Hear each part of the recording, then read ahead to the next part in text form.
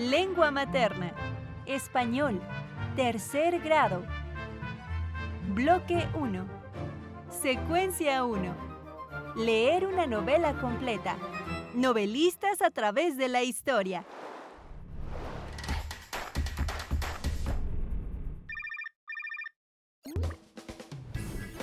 ¿Alguna vez han pensado en cómo surge una historia que termina por transformarse en libro?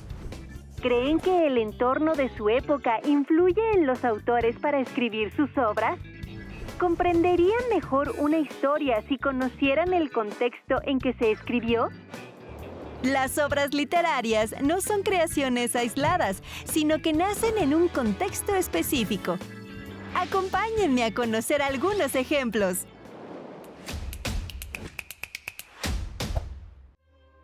Investigué sobre las circunstancias de vida de los autores de algunos libros y me encontré una historia interesante Acerca de una adolescente que sufrió la persecución de los nazis durante la Segunda Guerra Mundial, liderados por Adolfo Hitler, máximo dirigente de Alemania entre 1934 y 1945. Esa chica escribió un libro que se llama El diario de Ana Frank, y cuando lo leí me impactó muchísimo. El racismo que vivió Ana a sus 13 años junto con su familia por ser judíos la llevó a escribir un diario en el que anotó todo lo que iba experimentando y sintiendo durante los casi 3 años en los que estuvo escondida con otras 7 personas para escapar de la persecución de los nazis durante la Segunda Guerra Mundial. Cada detalle que ella relata en su diario me ayudó a comprender todo el sufrimiento, dolor y desesperación que sentía al estar separada de su familia y no saber de ella cuando la llevaron al campo de concentración. Esta obra muestra cómo la circunstancia de vida de la autora influyó de manera decisiva en lo que escribió. Asimismo, gracias a su libro podemos conocer parte de lo que ocurrió durante la Segunda Guerra Mundial.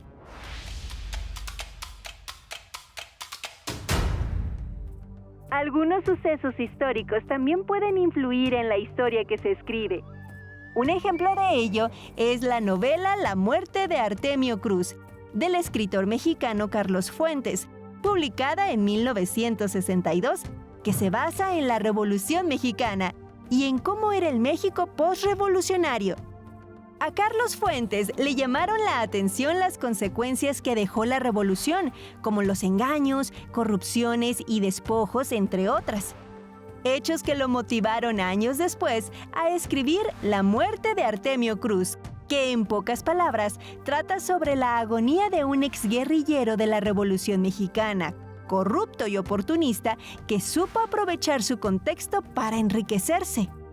En este caso es claro que Fuentes no vivió la Revolución Mexicana, pero sí la postrevolución y ciertas situaciones que lo inspiraron para el desarrollo de esta novela, que es una radiografía de esa parte de la historia de México.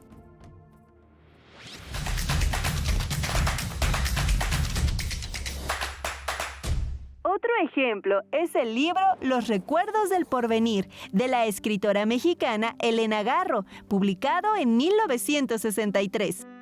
La autora narra cómo era la época postrevolucionaria en México y durante la Guerra Cristera, aunque fue escrita mucho tiempo después, en 1951, cuando ella vivía en París, y la continuó después entre 1952 y 1953, cuando vivía en Berna, Suiza. En esa época, ella se encontraba enferma y deprimida, lejos de su país natal, y es en esas circunstancias que recuerda con nostalgia el lugar donde pasó su infancia, en Iguala, Guerrero. Recordó a las personas que conoció, cómo vivían y los abusos que padecía el pueblo por parte de los militares. Tanta fue su nostalgia y el recuerdo de una feliz infancia que de ahí nació la idea de escribir Los recuerdos del porvenir, donde integró diferentes personajes que eran reales y auténticos. Si no conociera nada sobre la época postrevolucionaria, me hubiera costado mucho trabajo entender de qué se trata la novela. Sin duda, el entorno influye en la creación de muchas obras, y si lo conocemos, nos ayuda a comprenderlas y disfrutarlas más. Conocer los contextos nos ayuda a tener una interpretación más real de lo que los autores quieren transmitir, además de que nos permite comprender mejor las obras y generar mayor interés y curiosidad por ellas. ¿Listos para conocer el contexto de las historias que han leído o que leerán? ¡Nos vemos pronto!